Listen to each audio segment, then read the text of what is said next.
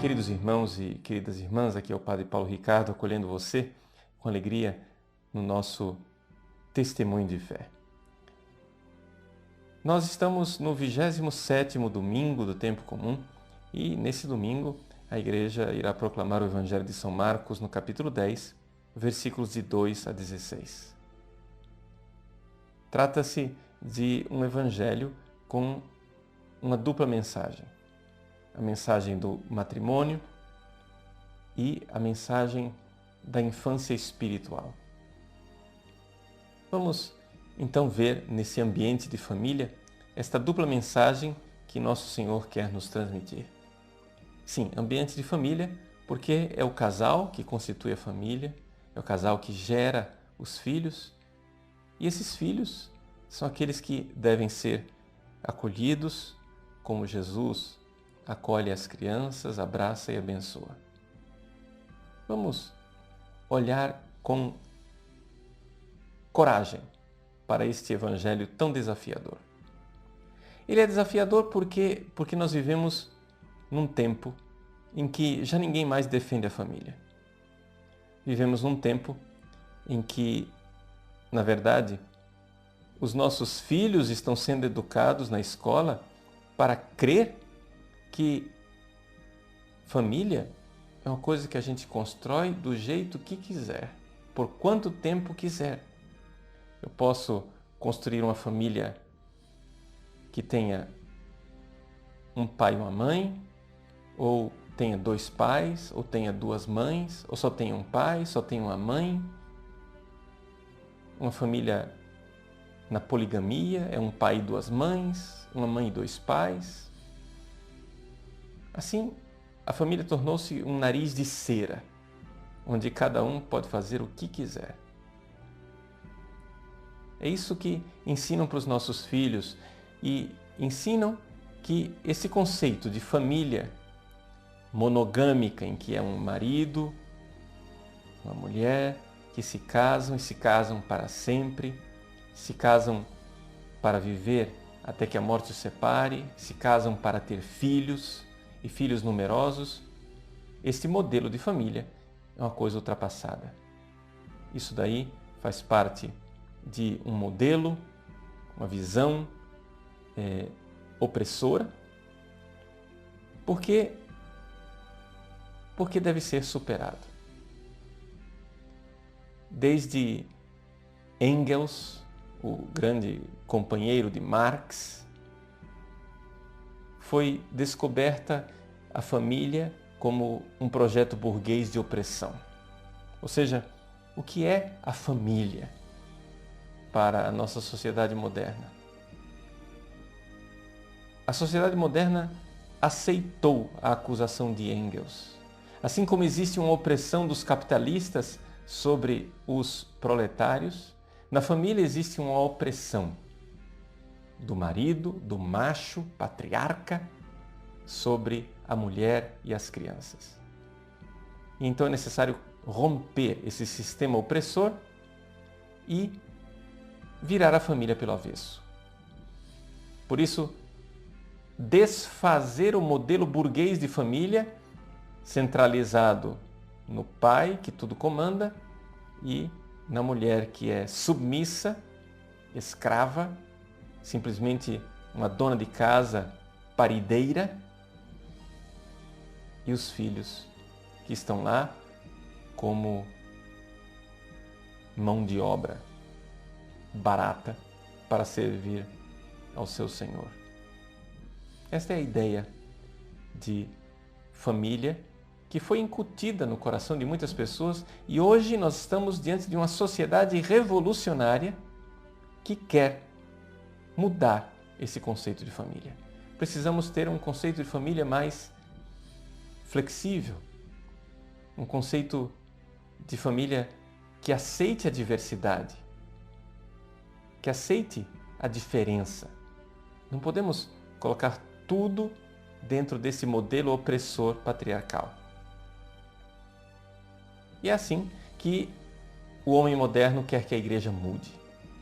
Quer que a igreja mude o seu ensinamento sobre a família e usa um argumento até bastante convincente, dizendo assim: veja, Jesus era amor, misericórdia. Jesus veio nos ensinar um Deus de amor e de misericórdia.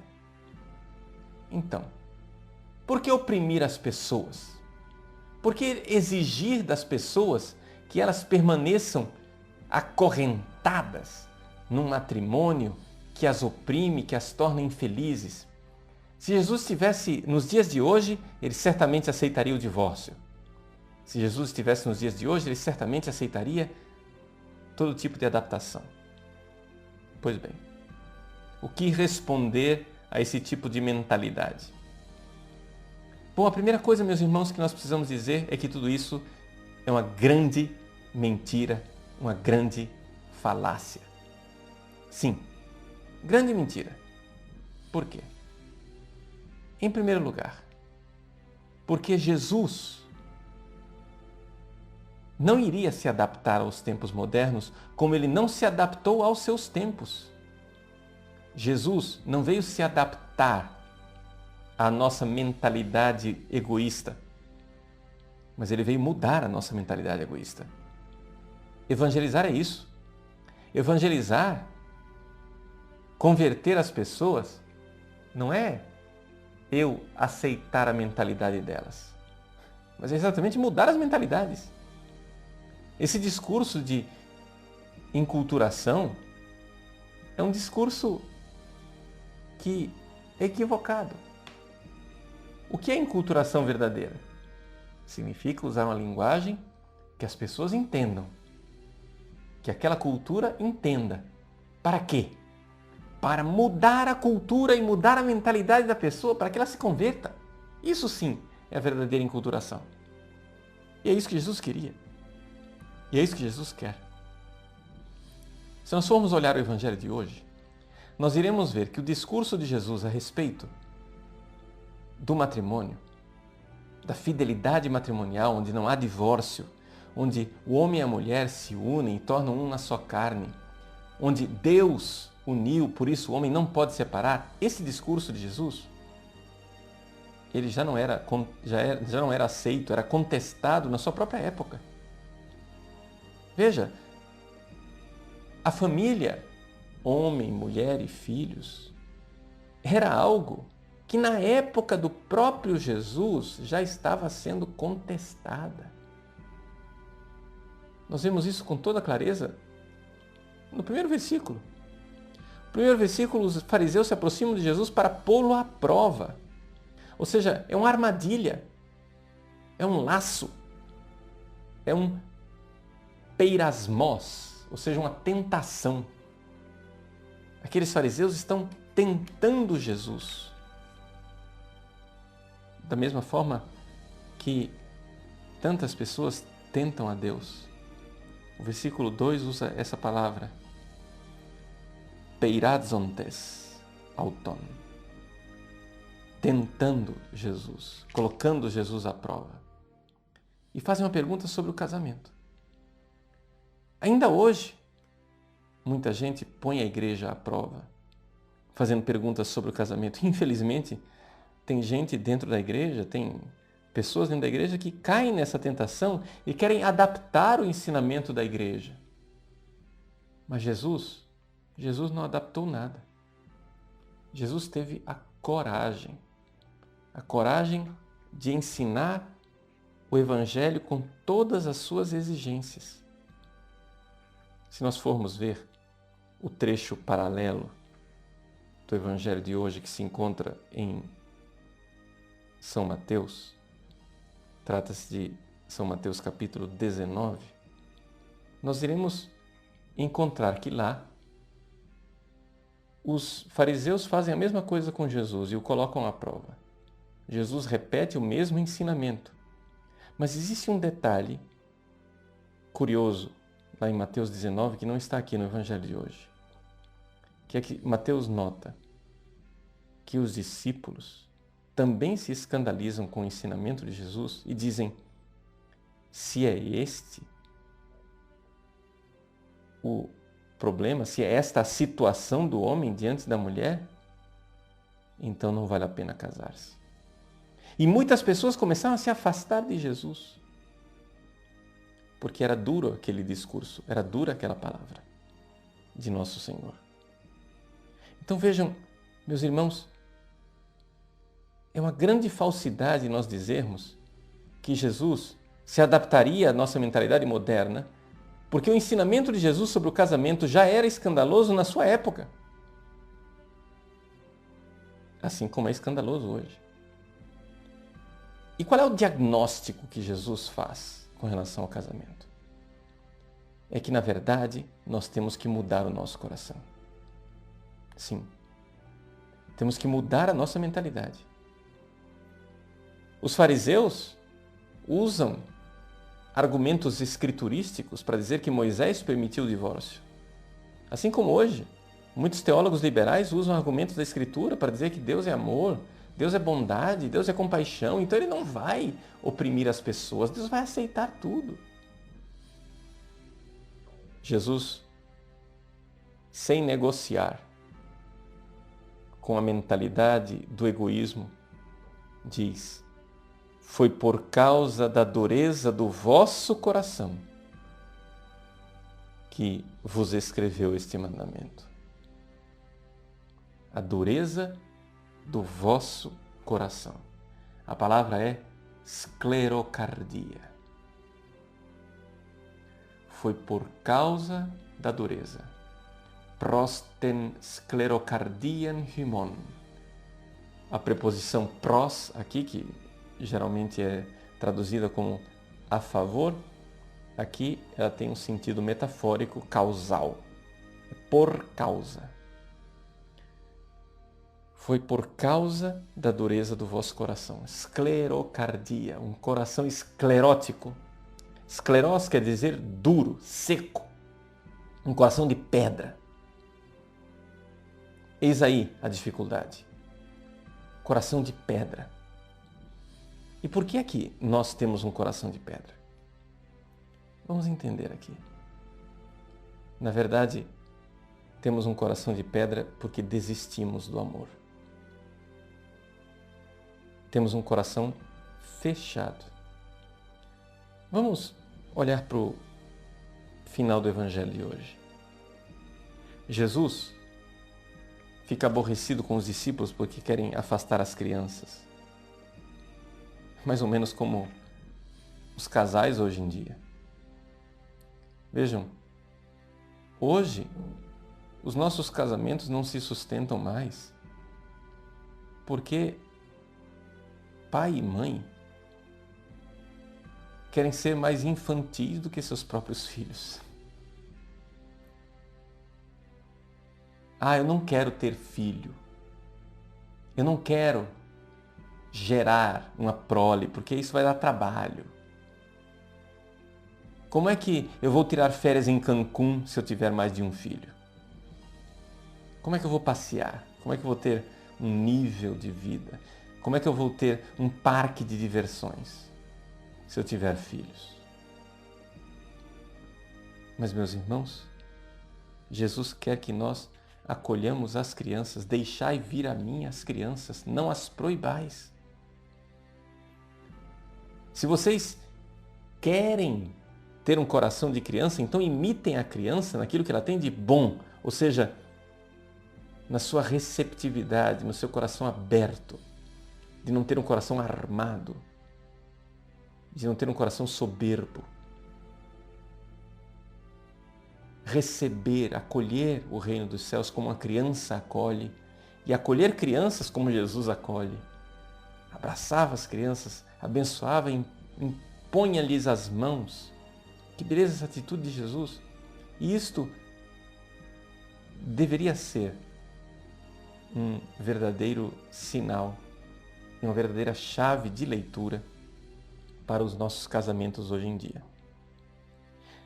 Meus irmãos, existe algo de profundamente errado, algo de profundamente doente num casamento que não quer ter filhos, num casamento que não quer acolher as crianças. Existe algo de profundamente egoísta nisso. Existe algo de profundamente esclerocárdico, ou seja, de coração duro, numa família que quer viver o fechamento para a vida. Isso é o sintoma. É um sintoma sério.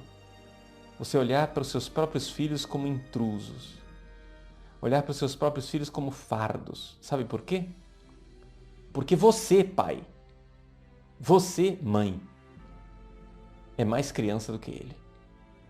Você não quer ser atrapalhado. Você quer encarar a vida como um parque de diversões. Mas como é que você vai viver num parque de diversões se você tiver que cuidar dos seus filhos, não é verdade? Mas não. A vida não é um parque de diversões. A vida, nossa vida, é uma aliança de amor. E se você quiser entender a sua vocação nesse mundo, você tem que entender que ela é uma aliança de amor. Vamos entender o que é isso. O próprio Jesus nos ensinou. Jesus, na última ceia, tomou o cálice com vinho e disse: tomai todos e bebei. Este é o cálice do meu sangue, o sangue da nova e eterna aliança que será derramado por vós e por muitos para a remissão dos pecados. Sangue da nova e eterna aliança. Uma aliança que exige o derramamento de sangue. Isto é o amor. O amor é uma aliança de sangue. O amor diz assim: eu não desisto de você apesar de você. Vejam o que Jesus fez. No seu caminho para o Calvário, quando a cruz começou a pesar, quando ele começou a cair no chão, Nosso Senhor poderia ter desistido de nós. Nosso Senhor poderia dizer assim: não está valendo a pena. Não vale a pena dar a vida pelo Padre Paulo. Porque, afinal das contas, o Padre Paulo é mesquinho, medíocre, pecador. Ele me ama, mas me ama de forma inconstante, me ama com mesquinharia, me ama sem se dar com generosidade, não corresponde ao amor com o qual estou amando. Não vale a pena. Não vale a pena amar esse sujeito. Quer saber de uma coisa? Deixa eu chutar esta cruz e voltar para a glória do céu. Desistir desse desgraçado. Jesus poderia ter dito isso. Jesus poderia ter feito isso. Mas ele não fez. Jesus não desistiu de mim. Não desistiu de mim e celebrou uma aliança eterna comigo, derramando o seu sangue. Uma aliança que diz: mesmo que eu tenha que derramar o meu sangue, eu não desisto. Eu amarei até o fim. Isto é amor. Se ele não desiste de mim, por que eu iria desistir dos outros? Eu não posso desistir. Eu não posso desistir porque Deus não desistiu de mim. Eu sei perfeitamente, meus irmãos, e conheço bem o peso do matrimônio. Eu tenho 20 anos de padre. Nesses 20 anos de padre, acompanhei de perto o drama de muitas famílias. Famílias bem próximas a mim, até com laços de sangue, e famílias que foram confiadas aos meus cuidados pastorais e que eu aprendi a amar. Vejo realmente o grande chamado e a grande conversão que Jesus espera de nós. Jesus espera de você, marido, de você, esposa, que você dobre o seu coração duro, rígido, que você realmente compreenda a exigência do amor.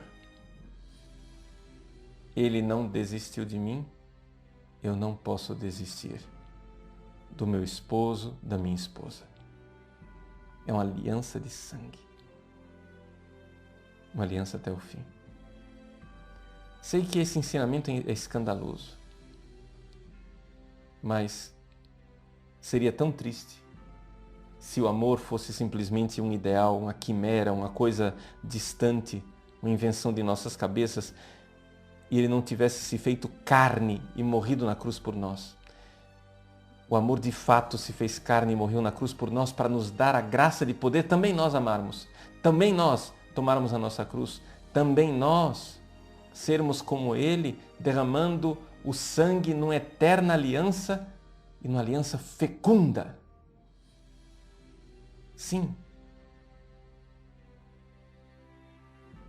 Se a vida é um parque de diversões, então de fato, o casamento é algo que atrapalha. O casamento é uma invenção opressora. Mas se a vida é uma aliança de amor, do Deus que não desiste de mim, então eu não posso desistir nem da minha mulher, do meu marido, nem dos meus filhos. Mesmo que doa, mesmo que eu tenha que derramar o sangue para isso. Por isso, como um coração de criança, puro, aberto, acolha o reino dos céus, acolha o amor, acolha o mistério da cruz que não desiste. Acolha o mistério da cruz que se manifesta na sua família, no seu dia a dia. Deus não desistiu de você, não desista dos outros. Ame, ame até o fim, ame apesar deles. Ame porque você foi amado. Ame porque o amor é assim. Lá no céu, nós iremos viver o amor de outra forma. Lá no céu, o nome do amor é glória. Aqui na terra, o nome do amor é cruz. Quantas e quantas vezes eu já fiz essa experiência? No atendimento de confissão ou de direção espiritual, eu pergunto para a pessoa, pense numa pessoa que amou você. Pensou? Quem é? Geralmente a pessoa diz, minha mãe, meu pai. E por que você sabe que sua mãe amou você? Porque ela sofreu por você. Veja que você, quando eu perguntei uma pessoa que você tem certeza que amou você, você não me deu o nome do seu namoradinho, do seu caso, do seu amiguinho. Você me deu o nome de uma pessoa que carregou a cruz por você. Então você não precisa acreditar em mim. Não precisa nem acreditar no Evangelho. Basta você acreditar no seu próprio coração. E enxergar que, de fato, o nome do amor aqui nesse mundo é cruz. Porque eu sei que fui amado quando alguém carregou a cruz por mim. Se é assim, deixemos de ser porcos egoístas. Deixemos de ter esse coração duro, essa esclerocardia. E soframos também pelos outros. Se você nunca sofreu por ninguém, é porque você nunca amou. E se você quer desistir do sofrimento, você está querendo desistir é do amor. Deus abençoe você. Em nome do Pai, do Filho e do Espírito Santo.